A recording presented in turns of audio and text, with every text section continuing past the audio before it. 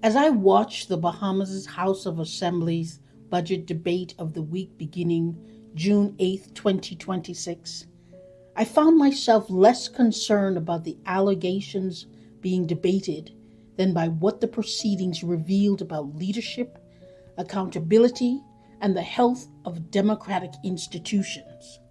I watched as voices competed to be heard and tensions arose. I watched as interruptions, accusations, and procedural disputes increasingly became the story.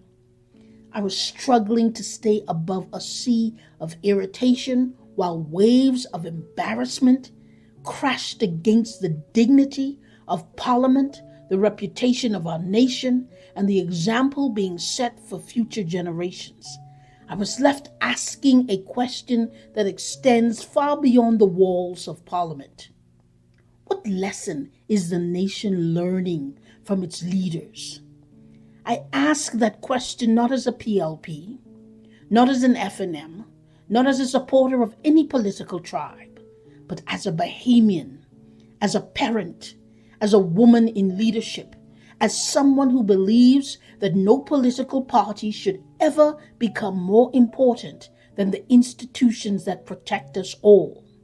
Because our children are watching, our teachers are watching, our public servants are watching, and increasingly, a frustrated nation is watching. In every democracy, there will be disagreement. There will be scrutiny. There will be uncomfortable questions. There will be moments when those entrusted with authority are challenged. The real test of democracy is not whether the majority can be heard. The numbers guarantee that.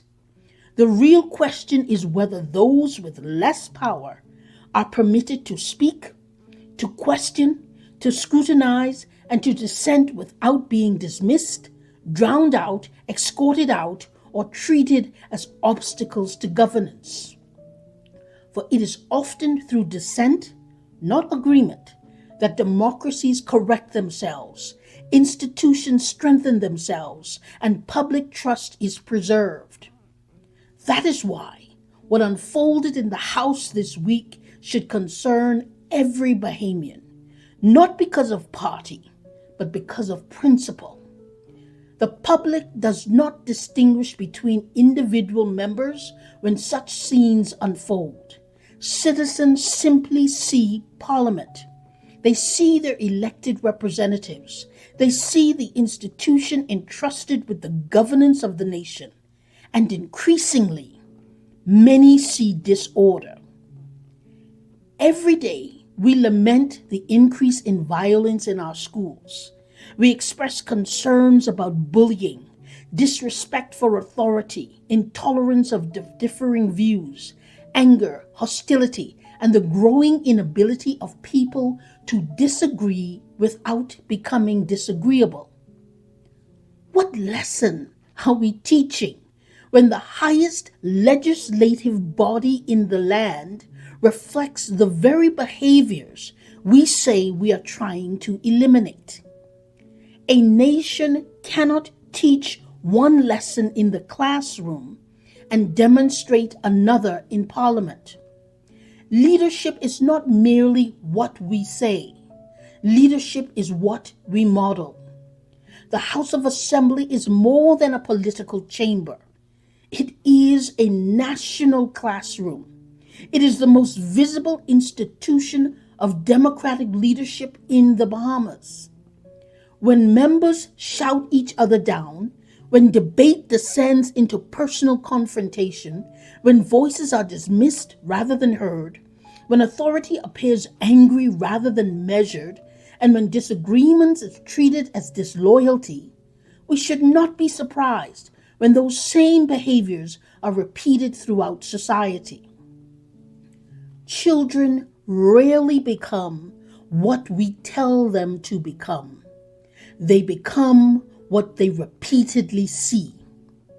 That is why this moment is bigger than any individual member of Parliament. It is bigger than the government. It is bigger than the opposition. It is bigger than the allegations currently dominating the headlines. This moment is about national leadership. The Bahamas stands at a crossroads where public confidence in institutions is continually being tested. Crime still concerns us. Social division still concerns us. Political polarization still concerns us. The erosion of trust more than ever still concerns us. The answer to these challenges will not be found merely in laws, budgets, policies, or speeches. It will be found in leadership, and leadership begins with example. The House must become a place where disagreement is vigorous but respectful, where scrutiny is permitted but responsible, where authority is exercised firmly but fairly, where opposition voices are heard even when inconvenient, where government ministers respond with confidence rather than irritation, where the Speaker's chair symbolizes impartiality rather than conflict, and where every member remembers that they are not only representing a constituency, they are shaping a culture. The greatest danger to a democracy is not disagreement. The greatest danger is when citizens begin to believe that power matters more than principle, that winning matters more than truth, and that shouting matters more than listening. As Bahamians, we must demand better. Not because the world is watching, not because investors are watching, not because foreign governments are watching, but because our children are watching. And they are learning from us what kind of nation we intend to become. Madam Speaker and fellow woman in leadership, you occupy a unique constitutional office. Unlike other parliamentarians, the Speaker's authority rests not only on the rules, but on the public perception of neutrality, fairness, patience, and restraint. Every ruling, every intervention, every exchange contributes to that perception. When citizens witness repeated shouting, visible frustration, personal exchanges, or confrontational language from the chair, some inevitably begin to question whether proceedings are being managed impartially. Whether those perceptions are fair or unfair is almost secondary. In public leadership, perception often becomes reality. Sadly, a highly emotional, loud outburst led many to comment on globally viewed social media platforms, citing what they saw as an example of why women should not lead or be in politics. I reject this dangerous conclusion. Nothing could be further from the truth. Women across the world have successfully led nations, parliaments, corporations, courts, universities, and international institutions with distinction. Leadership strengthens and weaknesses are human traits, not gender traits. To use one or two difficult parliamentary moments as evidence against women in leadership would be both intellectually dishonest and fundamentally unfair. Indeed, this moment represents an opportunity for the Speaker to demonstrate one of the greatest strengths of leadership, the ability to rise above conflict and reestablish confidence through calm authority. The chair is not merely a manager of debate. The chair is the guardian of decorum, dignity, neutrality, and credibility of the House. The House must see a Speaker who permits scrutiny without chaos, rules without appearing partisan, and protects reputation without suppressing accountability. Madam Speaker, yes, you are not a rookie anymore. This is a defining test. Lead the House above noise, above partisanship and above embarrassment. Let fairness, decorum, and the Westminster tradition do their work. Minister Mitchell, as Minister of Foreign Affairs, you must also exercise extreme caution. Your role carries an additional responsibility. Your words help shape both domestic and international perceptions of the Bahamas. To minimize or ridicule a document connected to a U.S. federal proceeding is in the same way you previously dismissed a ruling in the U.S. courts in the matter with Bahama and Mr. Ismailian mentioning the government, risks appearing dismissive of a close international partner and may deepen rather than reduce reputational harm. While government members have every right to challenge allegations they believe are unsubstantiated, caution should be exercised before dismissing matters connected to ongoing international investigations. The more prudent approach is to emphasize due process, cooperation with lawful authorities, and confidence in the institutions of justice rather than appearing to prejudice matters that remain unresolved. The House should not become a rum room, but neither should it become a select chamber where serious public concerns are procedurally buried. The correct course of neither political theater nor political suppression is the process. The Bahamas' reputation is not protected by silence. It is protected by credible institutions, transparent procedure, and the public seeing that no office, no party, and no personality is above scrutiny. The leader of the opposition, Mr. Michael Pintard and Dr. Andre Rawlins, are not wrong to insist that matters touching alleged corruption, foreign criminal proceedings, campaign financing, and the possible use of Parliament's precincts be ventilated responsibly. In a democracy, opposition voices are not irritants. They are constitutional instruments. Their duty is to ask the uncomfortable questions the public cannot ask from the floor of the House. The allegations now circulating are not street corner rumors or nothing burgers. They arise from a U.S. federal criminal complaint in a serious narcotics investigations, and the U.S. ambassador has publicly cautioned that the matter remains an open investigation.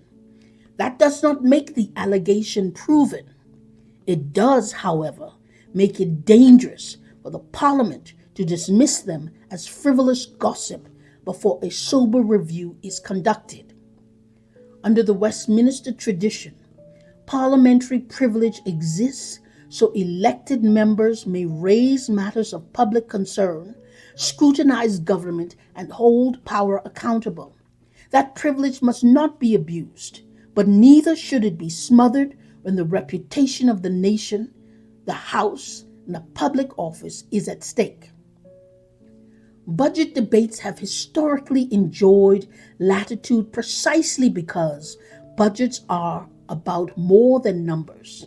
They are about priorities, governance, accountability, transparency, and public trust.